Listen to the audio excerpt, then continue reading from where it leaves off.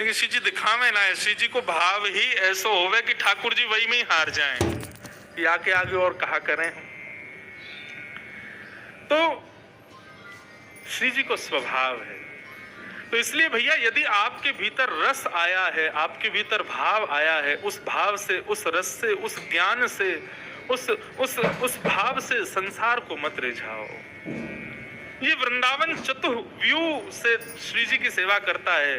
तो तीसरा व्यूह जो है वो रसिक है, रसिक जन। वृंदावन के रसिक जन हो या वृंदावन के बाहर रहने वाले रसिक जन हो, वे सब अपने भाव से किशोरी जी को प्रसन्न करें, उनको आनंदित करें, ऐसा भाव। और चौथा वृंदावन का जो भाव है वो श्री यमुना जी। रज वृक्षवल्लरी सघन कुंज, रसिक जन और श्री यमुना, इन चतुर्व्यूह रूप से वृंदावन श्री जी की सेवा करता है। हमारे श्याम सुंदर की सेवा करते हैं, उनको लाड़ लड़ाते हैं, उनको प्रसन्न करने का भाव करते हैं। इसलिए वृंदावन आओ तो इन चारों की शरण ग्रहण करो। रज सघन कुंज लता गुल्म पत्र पुष्प, रसिक जन और श्री यमुना जी। इन चारण को प्रणाम प्रथम करो, वाके बाद बिहारी जी को दर्शन करो, वाके बाद राधा वल्लभ जी को दर्शन करो, वाके बाद राधा रमन जी के पास जाओ। अभी हम लोग चूक क्यों रहे हैं पता है? ये वृंदावन को सेल्फी पॉइंट और ये रील्स बनाने की स्थिति में क्यों लिया है हम लोग? क्योंकि हमने गुरु का आश्रय तो लिया ही नहीं। हमने 4 गुरुओं को छोड़ सीधे ठाकुर जी का दर्शन किया। हम उसको समझ ही नहीं पाएंगे, हम उनको जान ही नहीं पाएंगे। मैथ्स की बुक है, साइंस की बुक है, सोशल स्टडीज की बुक है, और बुक समझ में तो तब आएगी ना जब गुरु का आश्रय लोगे। ऐसे ही भैया ये राधा रमन जी भी एक किताब हैं, राधा वल्लभ जी भी एक किताब हैं, श्री बिहारी जी भी एक किताब हैं। इनको तब समझोगे जब गुरु को आश्रय लोगे। हम किसी व्यक्ति विशेष के पास जाने की नहीं कह रहे। ये 4 गुरु वृंदावन में हैं चतुर्व्यूह रूप से। श्री रज, श्री सघन कुंज, श्री रसिक जन और श्री यमुना जी। इन चारों को आश्रय पहले लो और वाके बाद आप प्रवेश करो। आपको वास्तव में लगेगा कि हमने राधा वल्लभ जी 10 बार गए लेकिन दर्शन पहली बार भय हो गए। 10 बार बिहारी जी गए लेकिन दर्शन आज पहली बार। जैसा हुआ वैसा पहले कभी नहीं हुआ। गुरु के आश्रय में होकर के फिर जाओ। ये चतुर्व्यूह है वृंदावन का। इनके आश्रय के बगैर वृंदावन जाना एक प्रकार से व्यक्ति वंचित हो रहा है उस महाभाव से, उस महारस से। और बंधुओं, हमारा वृंदावन जो है ना, मैं एक बात कहा करता हूं अपनी कथा, ब्रजवासी वो नहीं जो ब्रज में रहे, ब्रजवासी वो जिनके चित्त में ब्रज रहे। नागपुर के लोग हैं कई यहाँ बंबई से भी आए हैं, कई यहाँ कलकत्ता से भी आए हैं, दूर दूर से सब लोग आए हैं। आप कहीं भी रहो, सदा ब्रज आपके चित्त में है। तो आप विश्वास मानो, जब ब्रजवासियों की अटेंडेंस रोज होती होगी ना, तो उन ब्रजवासियों की अटेंडेंस में 500-600 तो नागपुर के लोगों की भी अटेंडेंस हो जाती होगी। क्यों? बोले शरीर से भले ही नागपुर में थे, चित्त से तो वृंदावन में ही थे ना। 200-300 लोग कलकत्ता की भी अटेंडेंस लगाते होंगे, भले ही देह से कलकत्ता में थे लेकिन चित्त से तो वृंदावन में थे ना। 100-150 लोग बंबई के भी अटेंडेंस लगाते होंगे, देह से भले ही कहीं भी थे, चित्त से तो श्री धाम में थे ना।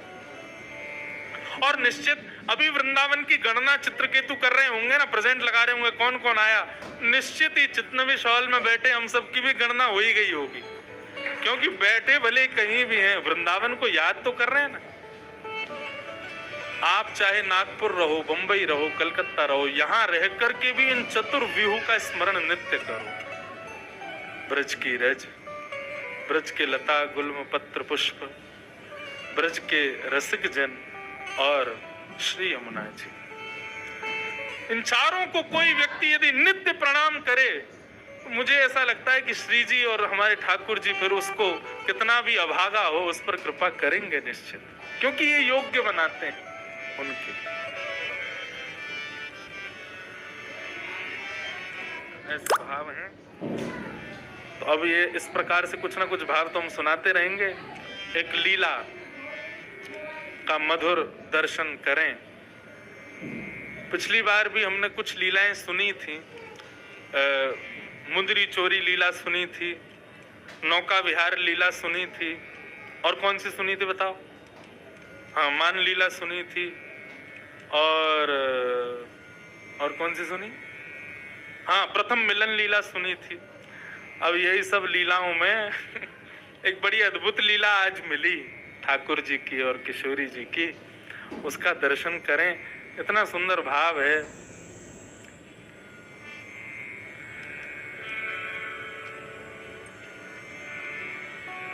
सूरदास जी का भाव है और बहुत सुंदर है। ऐसा भाव है कि भैया श्री कीर्ति मैया, वैसे तो किशोरी जी हमारी इतनी सुकोमला हैं, सदा सकीन के मध्य में रहें, सब सहचरी सेवा करें, लेकिन आज कीर्ति मैया किशोरी जी से ऐसे ही केवल दिखाने के भाव से, समाज को दिखे उस भाव से किशोरी जी से कहती हैं, लाली अब धीरे धीरे घर के कामकाज भी सीखो, आने चाहिए, लेकिन कामकाज सिखावे तो हैं कीर्ति मैया, लेकिन ये ललता विशाखा आदि सब सखी ऐसी हैं कछु करन ना दें किशोरी जी को। लेकिन आज किशोरी जी हट करके बैठी हैं कि नहीं, कि आज मैया जो कार्य कहेगी हम जरूर करेंगे। और मैया ने कार्य कहा दियो है, लाली आज एक काम कर, गौशाला में जाके गैया को दूध काट के ला। और किशोरी जी आज गैया को दूध दोहे में जा रहे हैं। इतनी सुंदर लीला है। अच्छा, आजकल तो गौशालाओं में गायों को बांध देते हैं, लेकिन प्राचीन काल में ऐसा नहीं था। किशोरी जी को देख करके गैया के भी मन में भाव आया हो या लीला को और बढ़िया संवरण किया जाए। तो किशोरी जी तो जैसे ही दूध दोहे में बैठी हैं, अत्यंत सुकोमला, अत्यंत सुकुमारी किशोरी जी के हस्तकमल को स्पर्श पाकर के गाय मन में विचार करने लगी, श्रम है जाएगा श्री जी को, या काम में तो एक ही निपुण है, नंद नंदन वही ते करवाएंगी। तो गैया वहां से भागी, अब पीछे पीछे श्री जी भाग रही हैं, ललता विशाखा भाग रही हैं गैया को पकड़वे को। इतने में ही सघन कुंज में सामने नंद नंदन दिखाई दिए हैं। नंद नंदन ने जैसे ही देखो सोई किशोरी चिल्ला के बोली, अरे नेक मेरी गैया को पकड़ो, दूध दोहनो है, अरे नेक या को पकड़ लियो। इतने में ही ठाकुर जी ने महाराज अपने सुंदर पराक्रम से वह गैया को पकड़ लियो और गैया को पकड़ के बोले, कहो श्री जी कहाँ सेवा करें आपकी? बोले, आज मैया ने हमको सेवा दी है कि जाओ गैया को दूध दोहे के लाओ। हम दूध दोहे में आई हैं, लेकिन ये गैया रुके ही नहीं रही है। ठाकुर जी बोले, दूध दोहना आवे तुम पे? बोलो, क्यों नहीं आवे, नेक दोहे के दिखाओ। अब जैसे ही श्री जी फिर छुए बैठी, गैया फिर भागने लगी। तब ठाकुर जी कह रहे हैं, देखो हम दोहे के दिखाएं आपको, गैया को दूध कैसे दोहो जाए। और वही भाव को श्री सूरदास जी महाराज वर्णन कर रहे हैं, अति सुंदर। सब सखा और सब सखी भी वामे रस को वर्धन करें, विक्षेप ना करें। लाला श्री जी तो पे ऐसे गुस्सा करें, बुरो मत मानियो, जैसे कोई खसम पे वाकी घरवारी गुस्सा करे। हमें तो ऐसा लगा ये अधिकार मान चुकी हैं। सब सखी ललता विशाखा पीछे डंडा लेके भागी, बोले अभी बताएं ज्यादा संबंध बना रहा है, हमारी श्री जी या कार्य कलूटे को खसम मानेंगी अपनों। जैसे तैसे लड़ते झगड़ते हुए ठाकुर जी ने आधी बाल्टी दूध भर दिया। अब श्री जी को तो ले जाके कीर्ति मैया को देना था, देखो हमने दूध काढ़ो है। अब जैसे ही दूध काढ़ करके अब दूध पूरा है गया, गैया चली गई और दूध के झागन को ठाकुर जी बढ़िया मिला रहे हैं। वाह देख कहा बढ़िया दूध निकालो। श्री जी बोली, लाओ चलो अब दे दो। ठाकुर जी बोले, नहीं मिलेगा, ये तो हमने निकारो है, हमारे सब ग्वाल बाल भूखे हैं, हम भूखे हैं, हमारे सबरे बंदर भूखे, हम पीवेंगे या को? ललता विशाखा क्रोध करने लगी, बोले अभी बताए तो को पीवे को दूध, अपने घर को गैया को पी, हमारी गैया को काई को पी रहा है? ठाकुर जी बोले, निकारो कौन ने? निकारो हमने तो हम पीवेंगे। और ये हमारे सखा सबरे बेचारे सुबह तो भूखे प्यासे दूध पीवेंगे, बढ़िया बढ़िया काढ़ो हमने। अब तो किशोरी जी चरणन में बैठ गई, बोले भैया अब यहाँ लड़वे तो काम नहीं चलेगो, ने थोड़ी सी अपनी लाज जाए तो कोई बात ना, ने माफी मांग लो, क्षमा मांग लो। और दोहनी नहीं देत करते हरी, हा करी पैर पाए। किशोरी जी चरणन में गिर के हा कर रही हैं, बोले भैया हमारी दोहिनी दे दे, मैया को दिखानो है ले जा करके। और जैसे ही श्री जी प्रार्थना कर रही हैं कि हमारी दोहिनी दे दो, सो ठाकुर जी को और आनंद आ रहा हो, बोले अच्छा श्री जी चाहिए, बोले हाँ एक बार और हा करो। श्री जी फिर कह रही हैं भाई तेरे हाथ जोड़ रही हैं, जो तू कहेगो सो करेंगी, हमारी दोहिनी दे दे, मैया को जाके दिखानो है। तब खूब परेशान करके खूब श्री जी को श्रमित करा के तब अंत में ठाकुर जी ने दोहिनी प्रदान करी है। ऐसे हमारे दोहिनी गाय दोहन लीला हमारे ब्रज में भई है ठाकुर जी की और श्री जी की। मैया को जाकर के श्री जी ने प्रदान कर दिए, बोले लो हमने दूध निकारो। आज कीर्ति मैया ने खूब नजर उतारी है, बलैया लई है, बोले जय हो हमारी श्यामा जू ने आज पहली बार दुग्ध निकारो। महाराज पूरे बरसाने में एक एक बूंद भर दूध की बांटी गई है, क्यों? श्री जी ने दूध निकारो है। लेकिन असलियत तो सब जानने कौन ने निकारो, हमारे लाला निकार के लाए हैं। ऐसी मधुर भाव से सूरदास जी ठाकुर जी की मधुर लीलाओं का वर्णन कर रहे हैं। बंधुओं, ये परस्पर जो प्रेम भाव है ना, ये केवल हम आप सबको उस रस का केवल एक बिंदु चखाने के लिए श्री जी और ठाकुर जी करते हैं। कई बार श्री जी के भाव प्रकट करने में ना कभी कभी डर लगता है। आजकल के सामान्य भावों को सुनने वाले लोग कहीं इससे कोई अनर्गल अर्थ ना निकाल लें। हमारी श्यामा जू, हमारी किशोरी जू, उनके भाव में कहीं कोई विश्लेष ना आ जाए, इसलिए भय लगता है कभी कभी। लेकिन हमारी श्री जी को प्रेम कैसा पता है? अंतर्निष्ठ प्रेम। अंतर्निष्ठ प्रेम किसे कहते हैं? सामने देखोगे तो ऐसा लगेगा कि लड़ रही हैं, गुस्सा कर रही हैं, लेकिन जैसे ही श्याम सुंदर चले जावे वाके बाद श्री जी को प्रेम मानो रोम रोम से प्रकट हो गए। किशोरी जी का प्रेम कैसा? अब गैया दोह के तो आ गई वापस, वहां तो खूब लड़कियां आई, झगड़ के आई हैं श्याम सुंदर से, लेकिन अब एकांत में जब बैठी हैं तब श्याम सुंदर को स्मरण करते हुए किशोरी जी कितने सुंदर भाव कह रही हैं। आहा,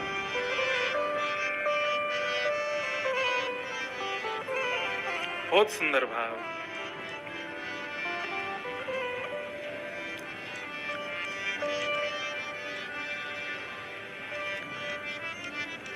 मैं पछहार रही बहू तेरो,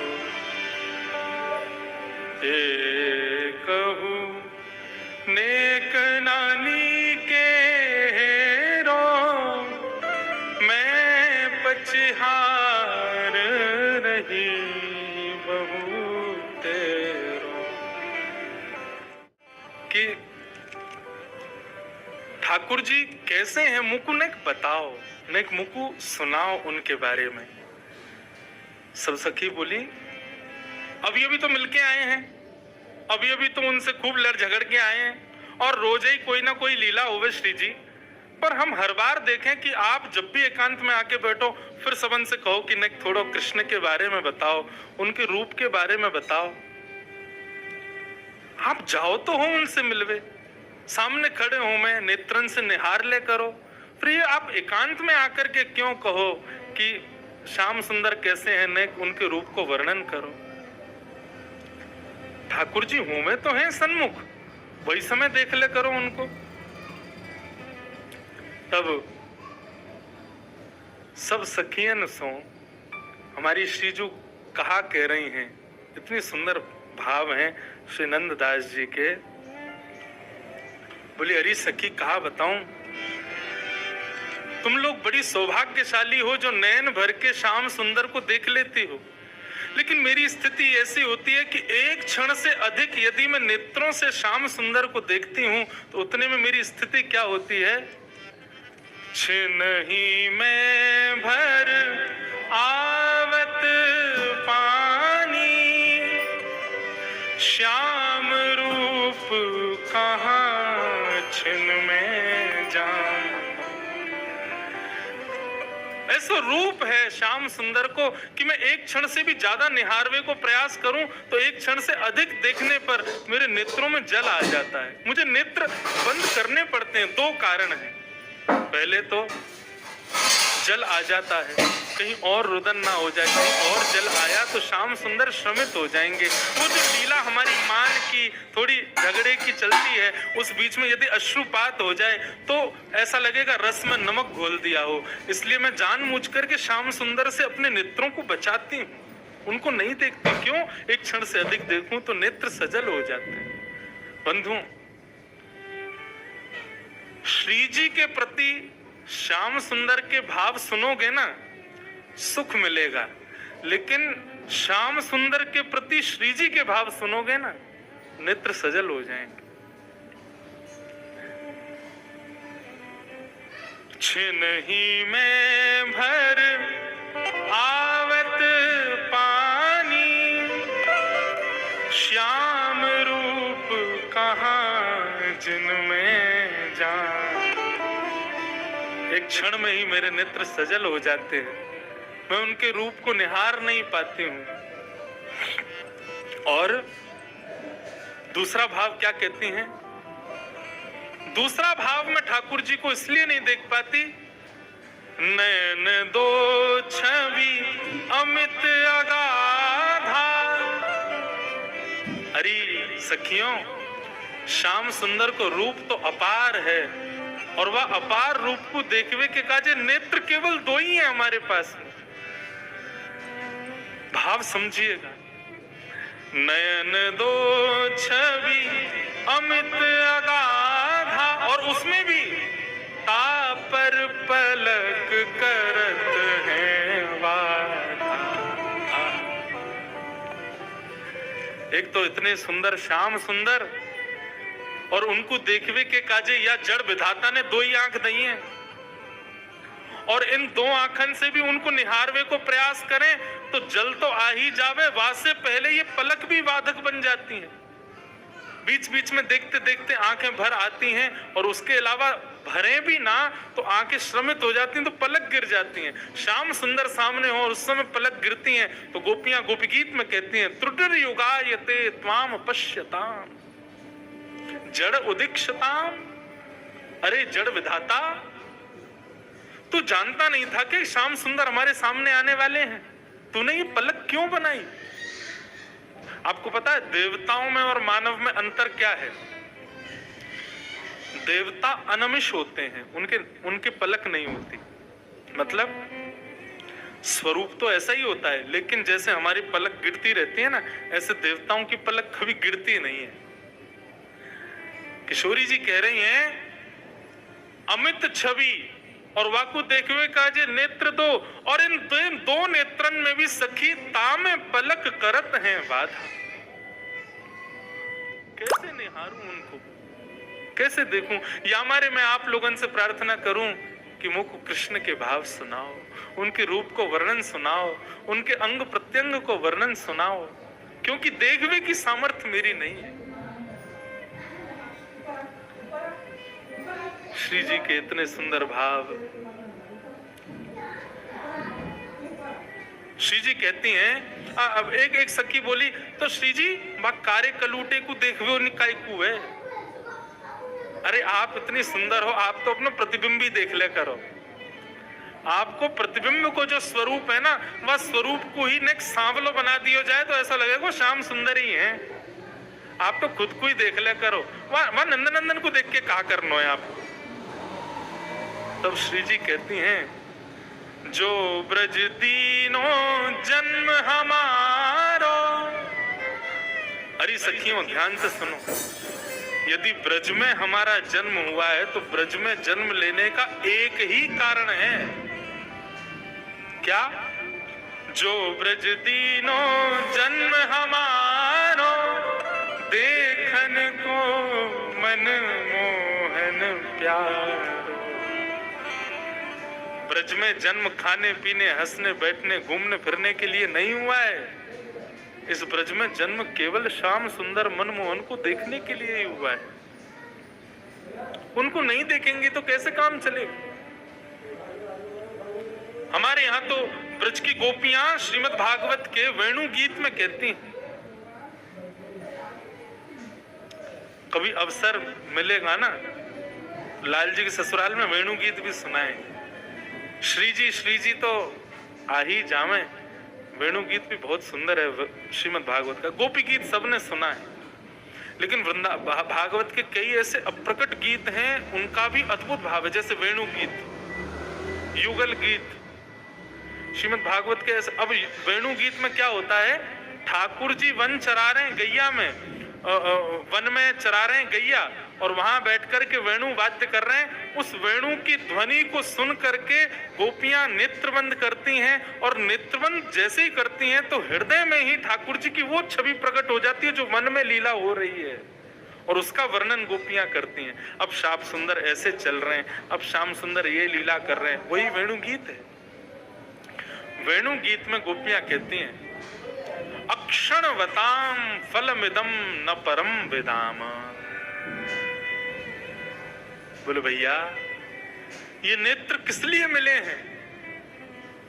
सूरदास जी का पद है ना, देखो चाहत कमल नयन को, निस दिन रहत उदासी अखियां, हरि दर्शन की प्यासी, हरि दर्शन की प्यासी अखियां, हरि दर्शन की प्यासी। श्याम सुंदर को निहारो। किशोरी जी कह रही हैं, जो ब्रज दीनो जन्म हमारो, देखन को मनमोहन प्यारो। उनको देखने के लिए ही हमारा जन्म ब्रज में हुआ है। किशोरी जी बोली, मैंने तो अब सोच लियो है। ललिता विशाखा बोली, कहा सोच लियो। बोले, अब मैं तपस्या करूंगी। ललिता विशाखा बोली, क्यों। बोले, मैंने सुनी है तपस्या करने के बाद में ब्रह्मा और इंद्र की पदवी मिल जाती है। ललिता विशाखा बोली, आपको ब्रह्मा की पदवी की क्या पड़ी है। बोले, मैंने सुना है पूरे विश्व को ब्रह्मा बनाता है, तो मैं तपस्या करूंगी और तपस्या के बल से मैं विधाता बनूंगी, और यदि विधाता मैं नहीं भी बनी तो ललिता विशाखा बोली, आपको विधाता बनने की क्या जरूरत है, आप विधाता को बनाओ, आप में इतनी सामर्थ्य है। किशोरी जी बोली, सही कह रही है, इस बार तो विधाता विष्णु ने बनायो, लेकिन अगली बार जब प्रलय के बाद पृथ्वी बनेगी तब विधाता को मैं बनाऊंगी। ललिता विशाखा बोली, आप विधाता को बनाओगी, क्यों, कहा करोगी ऐसा। तब किशोरी जी का भाव सुनो। आहा, जो विधि ना को वश कर पाऊं, तो मैं पद्धति कछु और चलाऊं। विधाता जब मेरे चैन से बनेगा तो फिर मेरी जैसी इच्छा होगी वैसा विधाता पृथ्वी को बनाएगा, वैसे पृथ्वी के मानवों को बनाएगा। बोले, अच्छा, तो आप विधाता से कैसे मानव बनवाओगी। बोले, या विधाता ने तो 2 आंख वाले मानव बनाए, लेकिन जब मैं विधाता को बनाऊंगी या मैं विधाता बनूंगी तब रोम रोम प्रति नैन बनाऊं। मैं विधाता को आज्ञा करूंगी कि भैया मानव बनाइयो, लेकिन मानव के जितने तेने रोए बना दिए ना बेमतलब के, कहा काम है इनको, इन प्रत्येक रोम में नेत्र प्रकट कर दियो। रोम रोम प्रति नैन बनाऊं, क्यों, ताकि कि अमित अगाधा स्वरूप जो श्याम सुंदर को है, हमारो अंग अंग वाको दर्शन करे, हमारो अंग अंग वाको निहारे। और सखी ने को एक और बात सुन, रोम रोम प्रति नैन बनाऊं, और उसमें भी एकटक रहें, ये नेत्र सदा खुले रहें, श्याम सुंदर को देखते रहें, उसके लिए पलक न बनाऊं। रोम रोम प्रति नैन बनाऊं, एकटक रहें पलक न बनाऊं। तब का होगा, तब कछु कहे हुए सखी सब पूरन मन के ठान। किशोरी जी कह रही हैं, तब हमारी मन की मनोकामना पूरी होगी, और उस समय जब हमारे रोम रोम में नेत्र होंगे, बिना पलक के नेत्र होंगे, और जब श्याम सुंदर हमारे सामने आएंगे, तब अपने प्रत्येक रों से उनका दर्शन करेंगे, तब हमारे मनोरथ पूर्ण होंगे, तब हमारी मनोकामना पूर्ण होगी। अब देखो, कृष्ण सन्मुख की किशोरी जी और कृष्ण विमुख किशोरी जी के भाव। आप यूं मत सोचियो कि हमारी किशोरी जी को कृष्ण के अधीन बता रहे हैं ये, रुक जाओ कल अभी आ जाएगा तो ठाकुर जी को अधीन बता देंगे। वहां में कोई अंतर थोड़ी, दोनों एक दूसरे के अधीन हैं।